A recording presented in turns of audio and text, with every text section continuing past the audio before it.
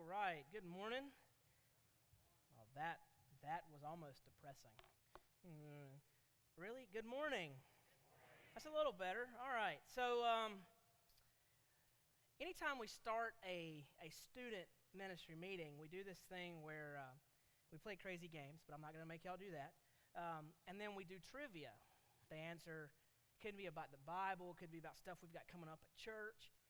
And when they get the answer correct, they get candy.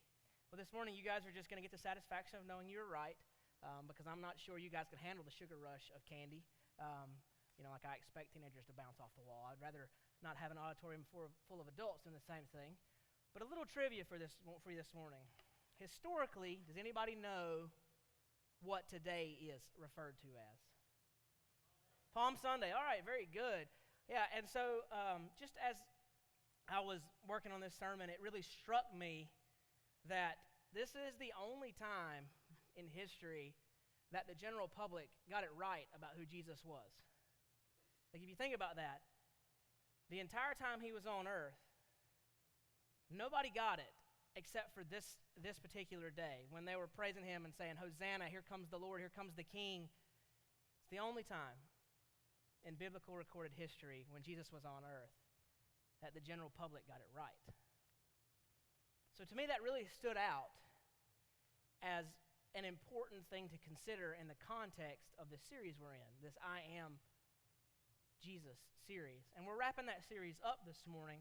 So if you have your Bible or iPad, iPhone, Android device, whatever, we're going to be in John chapter 14 if you want to turn there. And we're going to be talking about a very familiar I Am statement. But before we get there, and you'll sort of see how the Palm Sunday thing connects here in just a second, I just want to recap for you this statement of I am. Because when we use an I am statement, we use it as a statement of intention. Like, I am going to Walmart, right? And we're so lazy we abbreviate it. I'm going to Walmart. But it tells you what my intentions are, what I'm doing. And when we see this statement in the Bible, I think sometimes we sort of take it with the same grain of salt, if you will. We just kind of see it and then go on past it. But when Jesus makes these I am statements, there's a lot of weight in those two words. There's a lot of gravity to that. And the reason is the statement I am is a direct connection to the divinity and the power of God. Jesus is claiming and stating that he is the eternal God. He is the Messiah that has been prophesied about for so long that these people are waiting for. And to make that connection, you have to go all the way back to Exodus chapter 3. And what we see here is Moses having a conversation with God, and God saying, "Moses, this is what I want you to do." And just like us, Moses has all of his excuses. And so one of his final ones is, okay, well, I don't have authority, so who do I tell them has sent me? And God says, "Tell them I am sent you." Now, I can imagine, because this is the way my brain works, the conversation probably continued. And Moses would be like, "I am who? I'm what?" And then Exodus 3:14 says, God responds, "I am that I am." It's not two words, it's a title. God's saying these two small words encompass my entire character. The things about me you can comprehend and the things you cannot. My power and my omniscience, my love and my grace, my justice and my mercy, all of that is wrapped into I am. It describes completely who God is. And so when Jesus is saying, "I am," he is making not only a statement about the things to come, but also making a statement about the fact that he is God. He is fundamentally a founding member of the Trinity. And so we need to understand that as we both reflect on our last three messages and this morning. Jesus isn't simply starting a sentence. He's making a momentous claim and then backing it up with evidence. So if you've made your way over to John 14, we're going to read verses 1 through 6. And so it says, "Let not your hearts be troubled. Believe in God and believe also in me. In my Father's house are many rooms. If it were not so, would I have told you that I go to prepare a place for you? And if I go and prepare a place for you, I will come again and will take you to myself, that where I am, you may be also. And you know the way to where I am going. And Thomas said to him, Lord, we do not know where you're going. How can we know the way? See, Thomas gets a bad rap, doesn't he, as a doubter. But to me, it's like Thomas is kind of practical. Like, I don't know where you're going. How can I go if I don't know where you're going? Like, that seems to be a legitimate question. And Jesus' response, Jesus said to him, I am the way and the truth and the life. No one comes to the Father except through me. This is probably the most well-known of Jesus' I am statements. If you spent any time in Sunday school, you know it, even if you're no longer even in the church. And what I think we actually have here is 3 proclamations of I am in one sentence. Jesus very easily could have said, I am the way, period. I am the truth, period. I am the life, period. So as you can imagine, lends itself very well to a nice, structured 3-point message that you see in front of you on your notes. Now there's 2 blanks. Blank equals blank. I know that's confusing. We usually don't see that. But I'm gonna stretch your minds a little bit today, and we're going to do a little bit of Greek. I'm going to explain to you each of those words in the Greek, so that way you can have that written down as well. And it's not just for intellectual purposes. The Greek word is defined much more clearly than the English word often is. But I don't know how many of you guys anybody like really love movies, specifically Netflix? All right, a couple people. So you may have seen this movie, but recently I was watching a movie on Netflix, and it told a story about a father and a son. And the father was a very wealthy, very well-known, prominent lawyer, and his son, who was an adult, they sort of had conflicting views on life. His son traveled and went different places, and he was very big into backpacking and just meeting people and experiencing cultures and developing relationships. And so this father, they have this argument on the way to the airport. He drops him off, and his son gets on a plane and heads to the south of France. And his son's intention is to hike a path, a trail, that starts in the south of France and goes through Spain. Now, his son sets out, and the first night there's a storm and a freak accident, and his son passes away. So then the dad travels to France to claim the body. His intentions are simply to claim the body and then ship it back and come home. But at some point during that night, he has a change of heart. And so the next morning, he takes up all his son's stuff and hikes the trail his son intended to hike. And the movie tells about all the people he meets and all the things that he does. But the thing that really stuck out to me was the name of the trail he was hiking. And it's called the Camino de Santiago. Now, if you know anything about Romance languages, you probably see where this is going. But it's often abbreviated just the Camino, which means the way.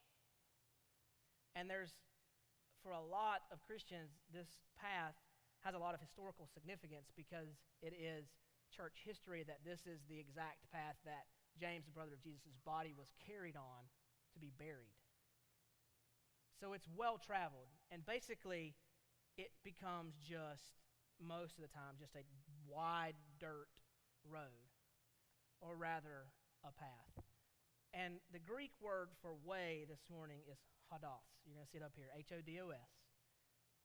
And it is defined as a traveled way, a road, a path, or a journey. And so that's what your first point is this morning. Hodos equals path. So I think we get Jesus confused. We treat him as if he is Google Maps, or for you Apple lovers, Apple Maps. I don't want to offend anybody there. But we input our destination and where we want to get, and then Jesus provides the directions to get us there in the fastest, most efficient way as possible.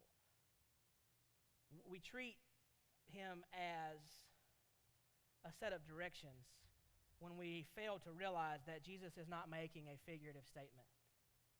He said, I am the path. Not I am like the path, not I am a set of good directions. I am the way. I am the path. And I think God reinforces this statement for us in a few chapters, and we may talk about this more next Sunday on Easter, but in Matthew, Mark, and Luke, it relates something that happens the moment Jesus dies on the cross. And they indicate that at that moment, the veil in the tabernacle was torn in two from top to bottom. Now, to us, that seems like insignificant detail. But that's because we don't understand what the tabernacle is. So I want to explain that for just a moment. I want you to understand the weight of what that means, the gravity of that. And so if you want to write this down, you can go to Exodus 26, and verses 30 through 33 will tell you exactly what the tabernacle are. I'm going to read it real quick for us. And so it says, set up the tabernacle according to the plan shown you on the mountain. God's talking to his people. Now, what else did God give his people on the mountaintop in Exodus? Anybody? The Ten Commandments. The foundation for culture, the foundation for God's people, the laws that they are to follow. And then he says, also, build this thing. Build this structure. That alone should indicate to you that the tabernacle has a lot of weight. Because you don't tell somebody, here's the 10 things you live by, and then just say, oh, by the way, there's gummy bears in the fridge. But that's the way we would look at it, because we don't get it. But God is establishing something that, in the moments in which we read when the tabernacle is torn apart, has existed from the moment he leads his people out of Egypt until their current day. It's been around a long time. Carries a lot of weight, the same weight the Ten Commandments carry. And if you continue reading, it says, make a curtain of blue and purple and scarlet yarn and finely twisted linen with cherubim worked into it by a skilled craftsman. Hang it with gold hooks on 4 posts of acacia wood, overlaid with gold and standing on 4 silver bases. Hang the curtain from the clasp and place the Ark of the Testimony, otherwise known as the Ark of the Covenant, behind the curtain. The curtain will separate the holy place from the most holy place. See, the temple, this is sort of a strange statement, but it was made up of what we'll call concentric rectangles. Now, any of you who are math teachers, you're like, oh my gosh, that freaks me out, because it's concentric circles. But each rectangle got smaller and smaller as it came in. And the people who were allowed into the next level, if you will, were fewer and fewer and fewer, until you get to the most holy place, in which the high priest was allowed to enter once a year, carrying the sacrificial blood of the lamb to atone for all of the people's sins in all of the country for the entire year. And they tied a rope around him in case he went in and his spirit wasn't clean and God struck him dead so they could yank him out before sending the next guy in. This is literally the place where God resides among his people up to this point. This is where we get the idea that the church is God's house. Because God says, my existence among you will be here. This is where God lives to this point. It's a big deal. It matters. And the curtain was a representation, a physical representation of the fact that there is a spiritual barrier that you cannot pass through between man and God. Now, the word veil sort of throws us off, I think. Where do you hear the word veil used? Anybody? Just shout it out. Weddings, right? I am super glad my wife did not wear this kind of veil at our wedding. Because when we think veil, it's really lightweight. You can see through it. It's real thin. We're not sure how thick this veil was, but most scholars estimate a minimum of 4 inches thick. 4 inches of fabric, right? That's thick. See, I had intended to bring up here like 4 inches thick of fabric and try to tear it, but I think you guys don't need to see that illustration to know what's going to happen there. Nothing. That's what's going to happen. And it was also between 30 and 50 feet tall, and it would have stretched wider than our auditorium is. This is not a small piece of fabric. The factual claim we have about the thickness is that there's a historian about this time who is recording And he says you could put 6 horses on one side and 6 horses on the other tied directly to it and send them in the opposite directions as hard as they could go, and they would not budge it. It's big. It's heavy. 50 feet tall, and it was torn from top to bottom. Folks, that is not an act of man. Unless some of you have giant ladders and really strong hands. And so what we see is that God has taken, and through Jesus Christ, he says, this is the path through this barrier. And I am now going to show you in what has always been a physical representation of the barrier between you and me, I am going to remove it. The barrier that has existed since Adam and Eve sinned in the garden, and you couldn't get through it, now you can. Jesus is the path. God said, this is the only way for restitution between me and you to occur. You are a sinner. That barrier exists. The only bridge to that gap, the only path through that barrier is Jesus Christ. I am not figuratively a good set of directions. I am literally the way.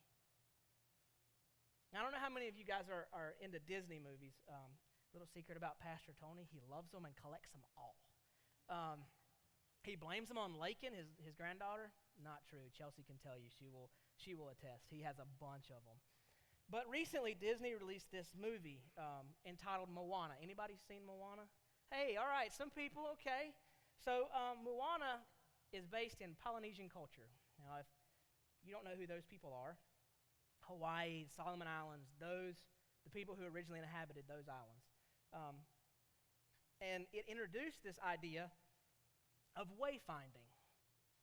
In fact, the young lady who is the main character in the movie is talking to another guy, and she says the phrase, "My people need a wayfinder."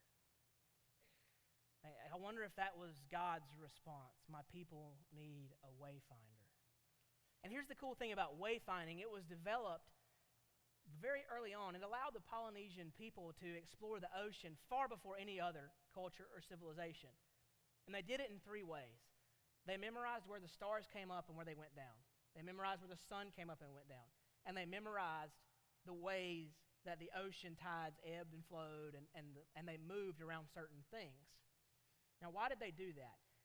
Because no matter what changed, at least one of those 3 things would remain consistent. If you couldn't see the sun, you may be able to see the stars, and if you couldn't see either one of them, the ocean was always moving. And so what it allowed for them is no matter what was going on around, no matter where they were, despite how unfamiliar the circumstances, they could always find their direction. They always knew the way in which they were headed. And so I think it's so interesting that if you are able to identify unchanging, unwavering variables to guide yourself, it doesn't matter what changes around them. And so Jesus, for Christians, that is who Jesus is. He is the unwavering variable. He is the path regardless of what changes circumstantially around it. And it's going to be increasingly important because we live in a culture that says, okay, well, all these paths, they lead up the mountain, so to speak, to the summit, to heaven, to a good place. Whether it be that my good outweighs my bad, or I'm following this religion or this faith. But I think it's important to note that the fact that there's a highway to hell and a stairway to heaven probably tells us a little bit about the anticipated traffic amount. And some of you guys are like, I did not know our student pastor liked classic rock right now. Like, that's what you're thinking. But I think it also is an indication out of Proverbs 16:25 that says, the way of man seems right, but the end is death. Might seem like the right thing, but if you're not following the way, it's going to end in death. In fact, before Christianity came to be known officially as Christianity, it was often referred to as the way, historically speaking. And I think what we'll begin to realize is that as we as we walk in this path and we follow this way, we're going to realize that it is a path of truth, which then, of course, brings us to our second point this morning. And the Greek word for truth is aletheia, A-L-A-Y-T-H-I-A. That means true. But I love the definition of this word. What is true in any matter. That's what the Greek means. What is true in any matter. It's saying it doesn't make any difference what's going on. This is it.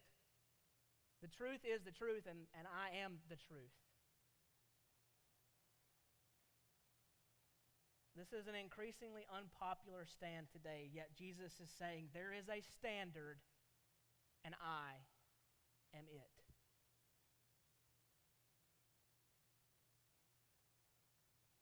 Have we got any baseball fans in here? Okay, a few. We got any baseball coaches in here? Yeah, a few. Simon, what age do you coach? Okay, so how far is the pitcher's mound? 55? What do you coach? 12? How far are we at 12 years old? 60. Good. Anybody else coaching something other than those two age groups? Girls softball, anybody? Yeah. How far are we at girls softball? How far? 35. Yeah. If you're a baseball player, go try to hit a fast pitch softball at 35 feet. It's insane. But anyway, anybody in here coach t-ball? No? All right, Corey, I'm going to pick on you. Do t-ball players play on the same size ball field that a major league player plays on? Why not? Wouldn't be much of a game, would it, if the major leaguers were playing? Yeah, they're a lot smaller. So there's a lot of things about baseball that fluctuate. Pitch style, how far we are away, size of the field, the number of players on your field. If you play men's slow pitch, you play 10 players. Everybody else plays 9. Unless you're t-ball. I don't know. I think they just throw like 22 kids out there or something. It's crazy.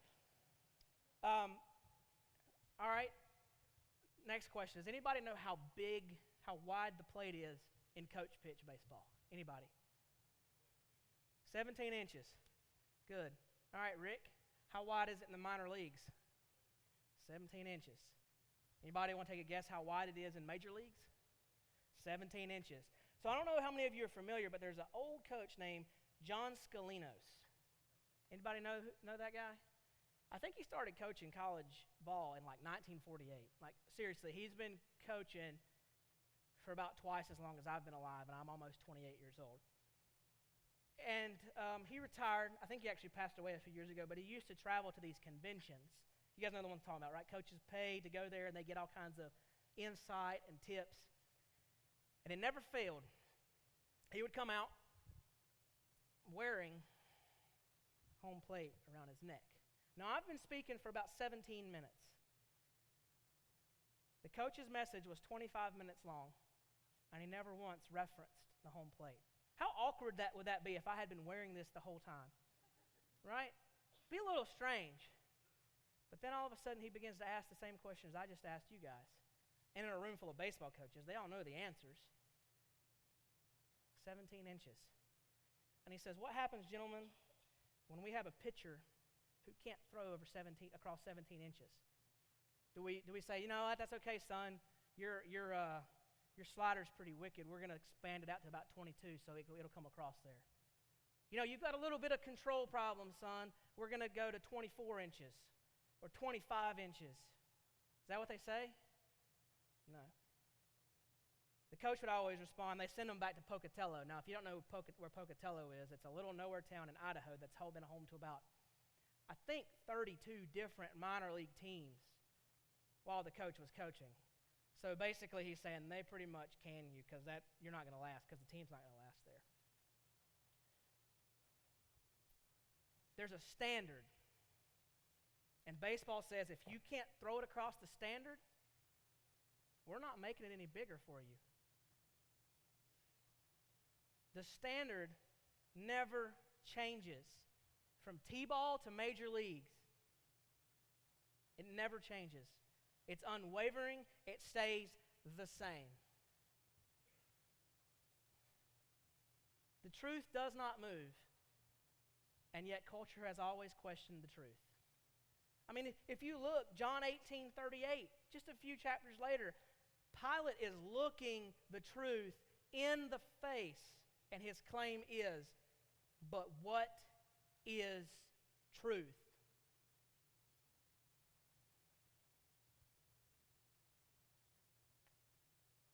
What is truth? What is the standard? Well, Matthew 17 tells us very clearly. Jesus says, I did not come to abolish the law, but rather to fulfill the law.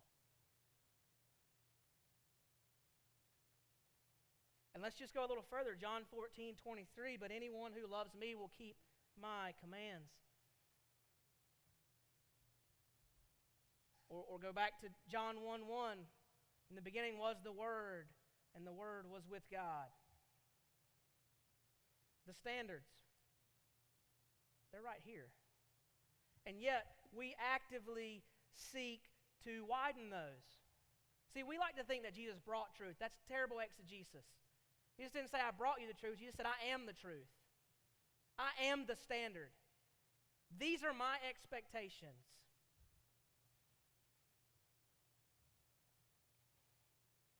You know, when you constantly widen the standards, you end up in the cultures we have today. Because you know what happens when you widen the standard? Well, then your kid thinks home plate's 24 inches, not 17 inches. And then all of a sudden, your kid's going to widen it by the same amount.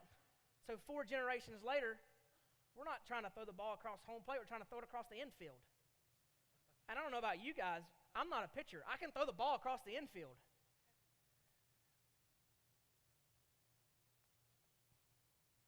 And see, we think of this as such a burden, but maybe we should go back to anyone who loves me will keep my commands. How can I best illustrate this? Okay, so I recently became a father, 2.5 month old little girl. 8 months ago, the idea of changing a diaper, right? Like there's poop involved, you know what I'm saying? Like, And I'm the oldest of like 16 grandkids. I've seen dirty diapers. But now, like, Kate goes to the bathroom, I'm like, oh, you should make her do a poopy, right? Like, what changed? Did the standard change that my kid needed to have her diaper changed? She needed to be clean?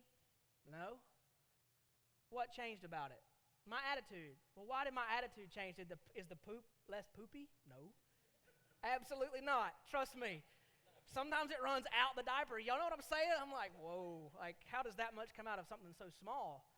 Anybody's been a parent's like, yeah, I know what you're saying. What changed? I love my daughter. The standard is not a burden because I love her. Somebody mentioned this morning that I look like I'm a little more tan than usual. And that's because I spent Friday and Saturday outside in the yard. Now, when I was single, I mowed my yard like once every 3 weeks if needed or not, you know? But my wife decided we needed some new bushes along the sidewalk. Among a whole host of other outdoor chores. Guys are like, been there, done that, still got the list. So I spent the last 2 days outside, Friday and Saturday, planting bushes and burning brush and cleaning things. And now, why did I do that?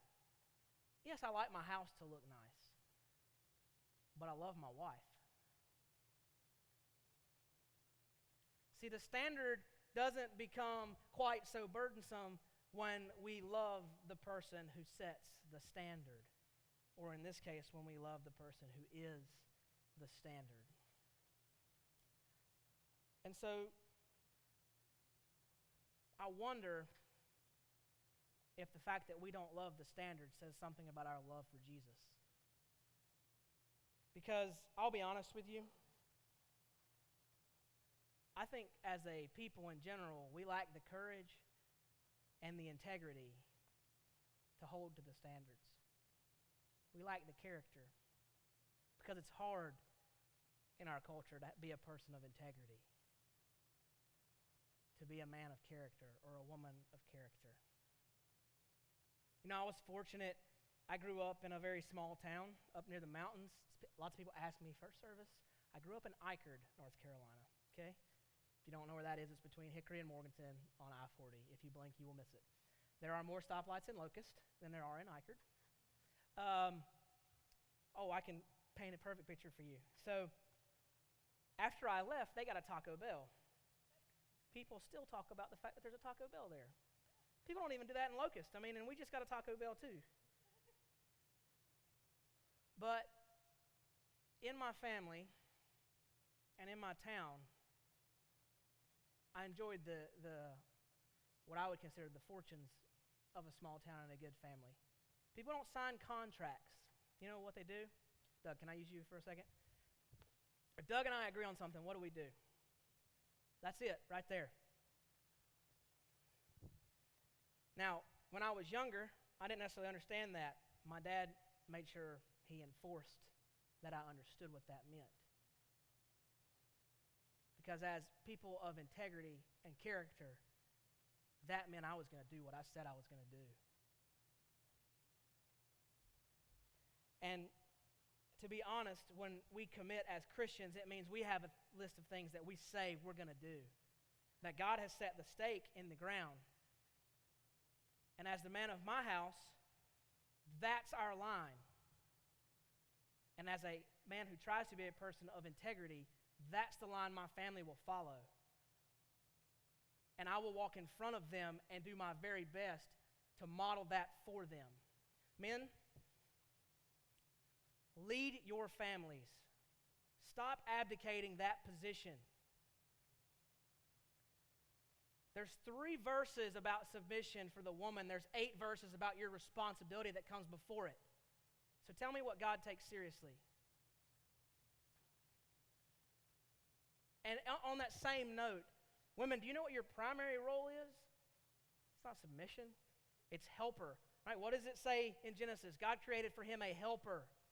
Help the man lead. Man, stop abdicating your position to your work, to your hobbies, even to your church. Lead your families first. Parents, play ball 6 days a week. That's fine. Take a day off. God didn't rest on the Sabbath because he was tired. God rested as an example because he knew we would be tired. And when we get tired, we get our priorities out of order. I could go all day. Stop lying, right? Like, there's one that floats. We just sort of think, well, it's okay to lie in certain circumstances. Really, because Proverbs said that lying is one of the things God detests. See, we get offended by homosexuality, but we don't get offended by divorce. And what happens is it leads us to a culture where, I don't know if you guys keep up with the news, but recently at CPCC at their Charlotte campus, there was a man in the women's bathroom taking pictures of women. Do you realize he was not prosecuted because he felt like a woman that day? And we all shake our heads, but guess what? For 50 years of widening the standard, that's what it gets us. To a place where chromosome, our makeup, and our physical being does not any longer define what gender we are, but we get to decide. And we sit here and say, well, how stupid is that? Well, we have reaped the fruits of our own inaction.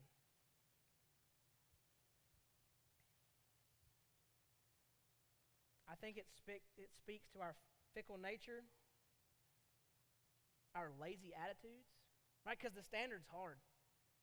Right? Any good ball pitcher will tell you 17 inches looks huge standing at the plate, but 60 feet away, or in softball, 35 feet away, that's a small target. It's difficult. It's hard. But guess what, men? We were created to do difficult things. We were made to do hard things.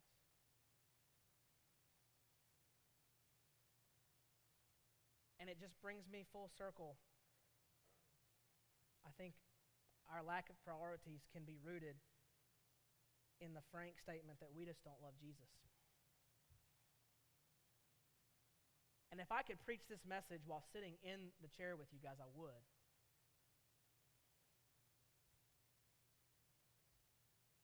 Because because I'm not even sure that we're at a state where we allow the standard to widen anymore. I think we look for places to make it wider. I think we look for places to make it easier on ourselves, rather than looking back to the truth.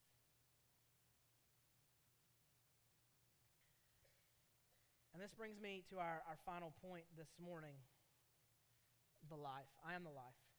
Now, the word used here is Zoe. I know that sounds very complex. It's literally spelled like Zoe, Z-O-E.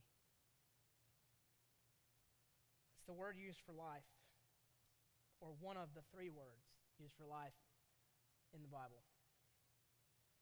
However, it is the only one that carries the connotation and is always used with reference to eternity.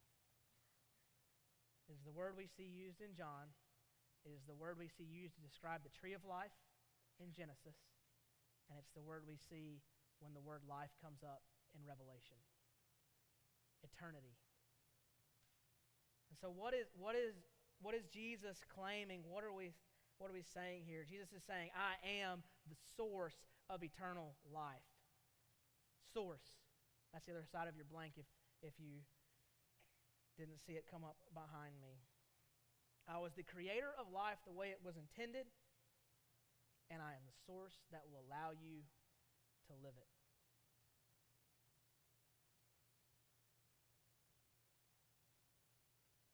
See, the statement, I am life and I am eternal, I think life and eternal originally were intended to be synonymous. That there weren't two different words. And I think there's a very clear connection drawn back here to John 1:3. All things were made through him, and without him, not anything that was made was made. See, the Trinity existed before time. All of creation occurred through Jesus. And let that sink in for a minute. God created the heavens and the earth through Jesus. He's saying, I'm the power that made all of this. I designed it. I know how it works. And I know how it's broken. I was there for all of that.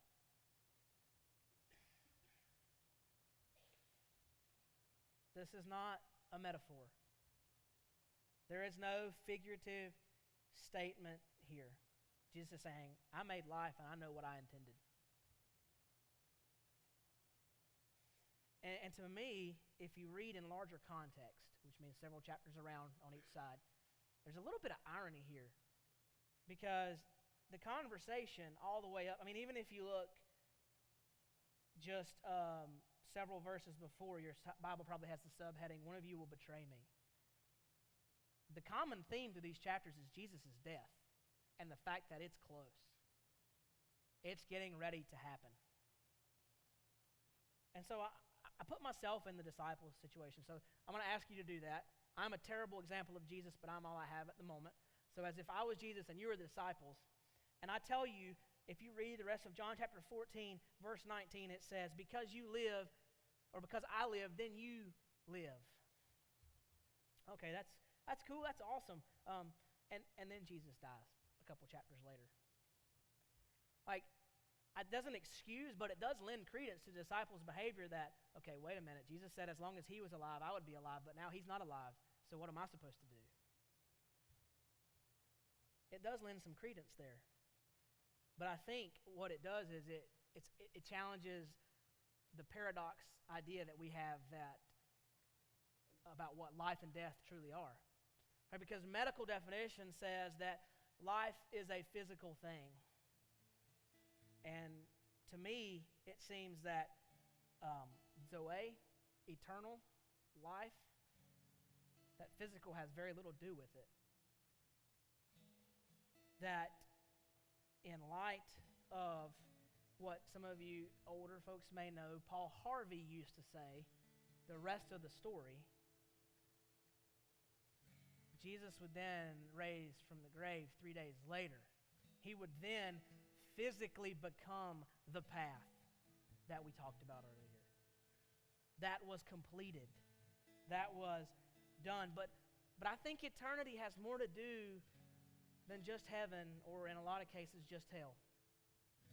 I think eternity is a lifestyle approach. It's a proper relationship with God and a saving relationship with Jesus Christ.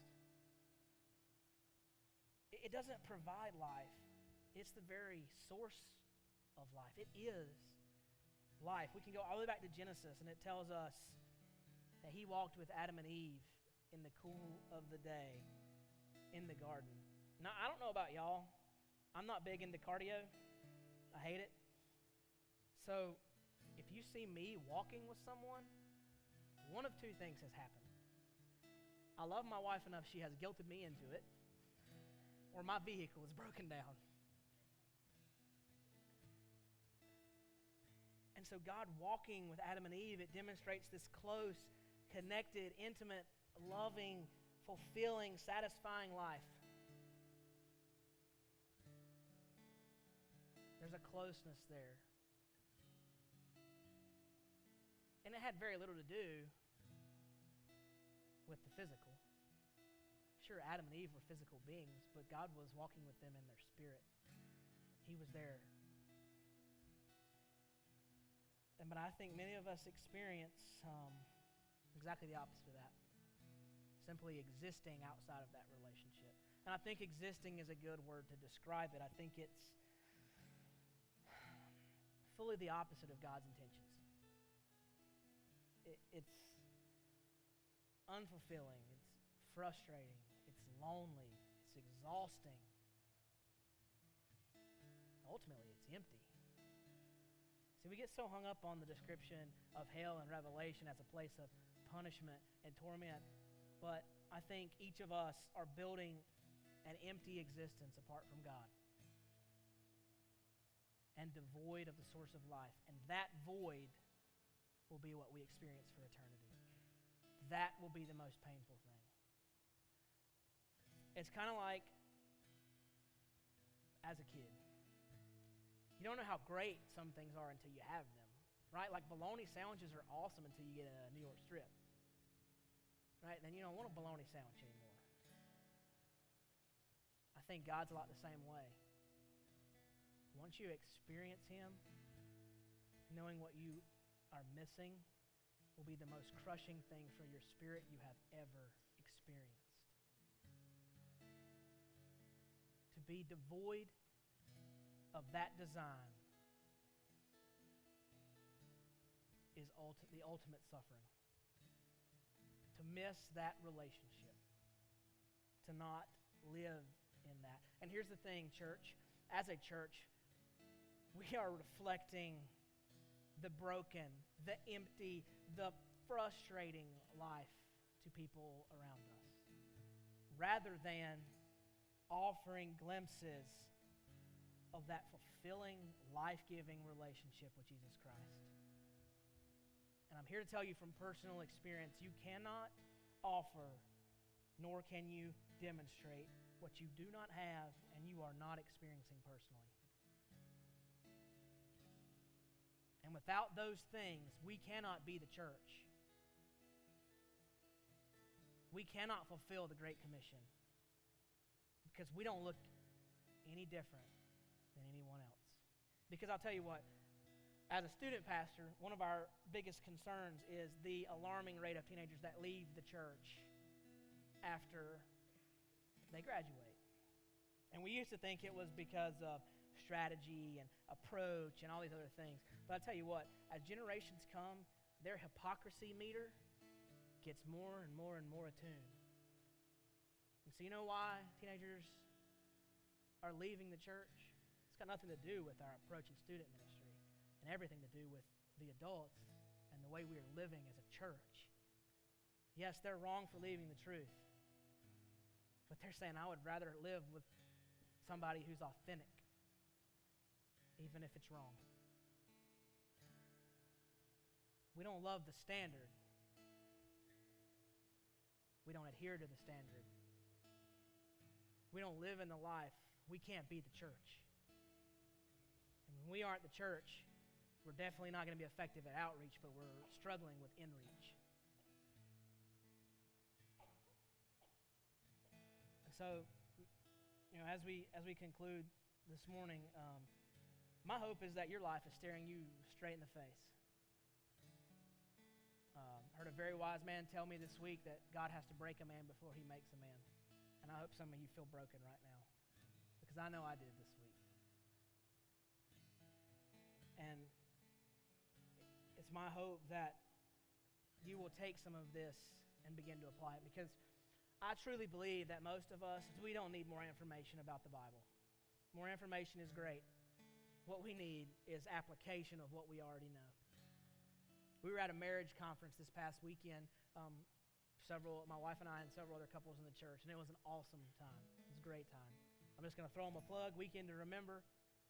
Block it off. Pay for it. Go. I'm serious. Go. Whether you are married for 50 years, for 5 days, or you're going to get married in 5 days. They've got stuff for engaged couples too. Go. But the speaker there, as he was closing, he said, I'm going to give you a couple of formulas. So this is for all my math nerds out there, like this guy back here playing guitar. I want you to write down the word information. Then I want you to write subtracts, so the minus sign. Then I want you to write the word application. Equals information. All you've got is head knowledge, and it ain't doing you a bit of good. He said, now write another down. Same thing, application, but this time instead put plus information equals transformation. You want change? Apply what you know. Live in Jesus. Apply that Jesus loves you, that His grace has extended to you, that He is the path, He is the standard, and ultimately He is the source. Not figuratively, but literally.